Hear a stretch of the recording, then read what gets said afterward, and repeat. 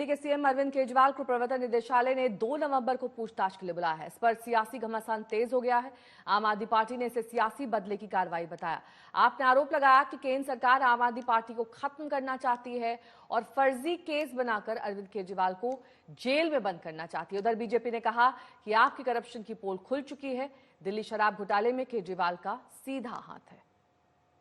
और भारतीय जनता पार्टी की कोशिश है कि अरविंद केजरीवाल जी को गिरफ्तार करके जेल में डाला जाए, आम आदमी पार्टी के तमाम बड़े नेताओं को जेल में डाला जाए और आम आदमी पार्टी को खत्म कर दिया जाए।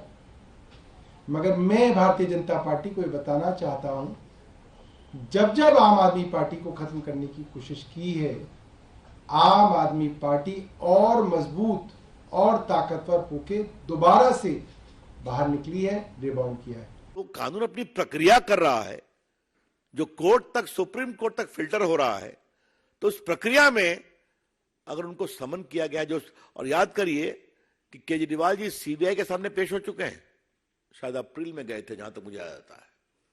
आप अभी जाइए, अपनी बात कहिए। तो चूंकि कल शाम से एक राग दरबारी बज रहा है कि भाजपा आम आदमी को खत्म करना चाहती है, तो हमें लगा कि इसका स्पष्टीकरण जरूरी है। देखिए, हमें हर तरफ से अलग अलग लोगों से ये खबर आ रही है कि 2 नवंबर को जब अरविंद केजरीवाल जी को बुलाया है ईडी ने, तो ईडी का इरादा है कि वो अरविंद केजरीवाल को गिरफ्तार करेंगे। क्यों आम आदमी पार्टी के नेताओं को एक एक करके जेल में डाला जा रहा है?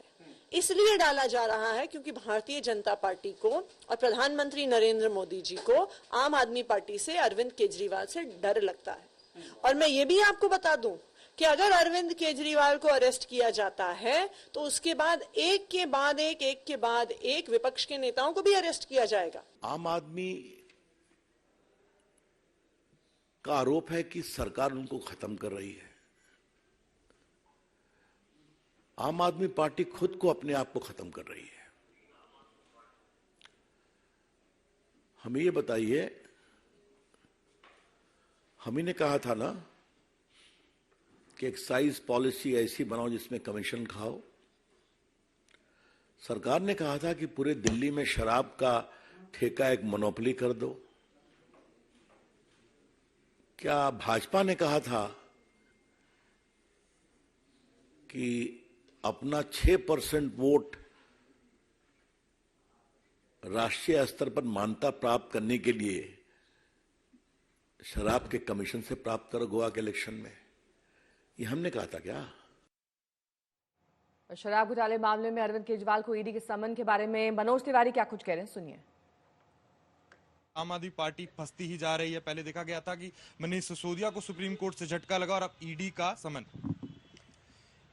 देखिए, सिंपल सी बात दिल्ली सोच रही है, जो दिल्ली के लोग हैं या हम भी सोचते हैं कि जिस पार्टी में 338 करोड़ का ट्रेल घोटाला एस्टेब्लिश हो चुका है, अब खाली पता करना है कि ये किसने किया। माननीय सुप्रीम कोर्ट के निर्णय में जो मनीष सिसोदिया जी का बेल रिजेक्ट हुआ, अब इसके बाद सबके मन में एक ही बात है कि किंग पिन अरविंद केजरीवाल जी ही हैं, क्योंकि आम आदमी पार्टी में तो एक ट्वीट भी बिना पूछे और योजना के नहीं होता है। आम आदमी पार्टी की व्यवस्था में अगर कोई जांच एजेंसी आती है तो इनकी ट्रेनिंग होती है कि देखो यही जवाब देना है, अगर वो सत्य भी हो तो इतनी बार झूठ बोलना है, तुम्हें झूठ ही बोलते रहना। ऐसी पार्टी में अरविंद केजरीवाल जहां मुखिया है, बिना उनके पूछे ये सब नहीं हो सकता। इसलिए अपराध clear cut mastermind Arvind Kejriwal को दिखा रहा है। 2 तारीख को उनकी भी पेशी है, ईडी दोबारा बुलाई है, बहुत सारी वो लोग इकट्ठे कर ही रहे होंगे और मुझे नहीं लगता कि अब अरविंद केजरीवाल इसमें बच पाएंगे। पंकज जैन मेरे सहयोगी इस वक्त तमाम जानकारी के साथ जुड़ गए हैं। पंकज, देखिए, जो आज हो रहा है, जो ईडी का समन गया है केजरीवाल को, ये बात तो भाजपा बहुत लंबे समय से दोहरा रही थी। जब मनीष सिसोदिया गिरफ्तार नहीं हुए थे तब भी उन्होंने ये बात कही थी, आज फिर वही बात हो रही है। तो कहीं ना कहीं जो आम आदमी पार्टी कह रही है कि अस्तित्व से मिटाने की ये पूरी साजिश है, घूम फिर कर बात वहीं आ जाती है। और जब देखिए, आम आदमी पार्टी के लिए सबसे बड़ा नुकसान ये है कि शराब नीति के इर्द गिर्द पार्टी के जो तमाम बड़े नेता हैं उन्हें इस जांच की आंच झेलनी पड़ रही है। उप मुख्यमंत्री मनीष सिसोदिया पहले ही जेल में है। कल सुप्रीम कोर्ट ने उनकी जो जमानत है उसको भी खारिज कर दिया।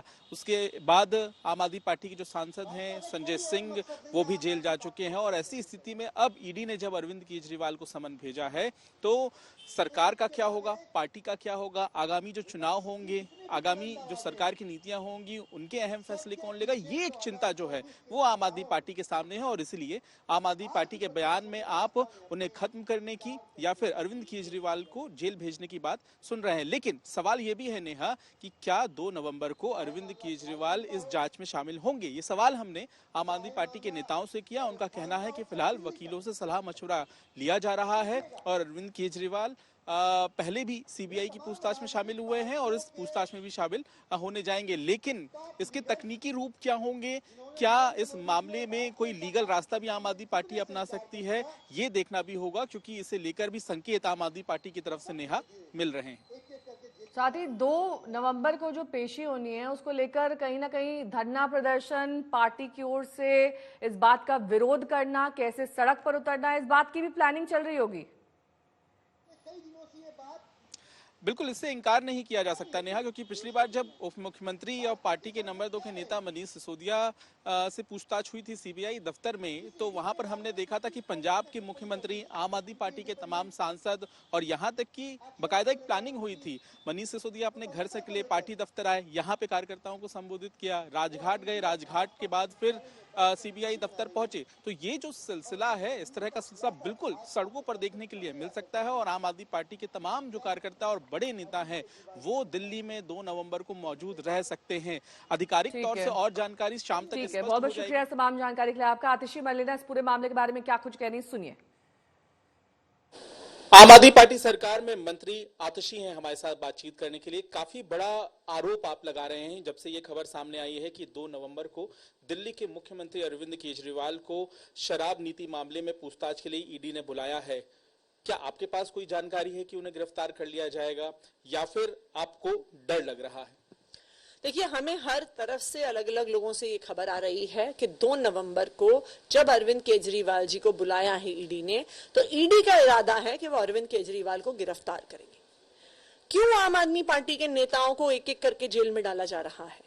इसलिए डाला जा रहा है क्योंकि भारतीय जनता पार्टी को और प्रधानमंत्री नरेंद्र मोदी जी को आम आदमी पार्टी से, अरविंद केजरीवाल से डर लगता है। और मैं ये भी आपको बता दूं कि अगर अरविंद केजरीवाल को अरेस्ट किया जाता है तो उसके बाद एक के बाद एक विपक्ष के नेताओं को भी अरेस्ट किया जाएगा। अरविंद केजरीवाल के बाद अगला नंबर हेमंत सोरेन का आएगा, क्योंकि जैसे दिल्ली में भारतीय जनता पार्टी आम आदमी पार्टी को नहीं हरा पाती, वैसे ही झारखंड मुक्ति मोर्चा को नहीं हरा पाती। उनके बाद अगला नंबर तेजस्वी यादव का आएगा, क्योंकि भारतीय जनता पार्टी को पता है कि वो बिहार में नीतीश कुमार जी और तेजस्वी यादव को नहीं हरा सकते।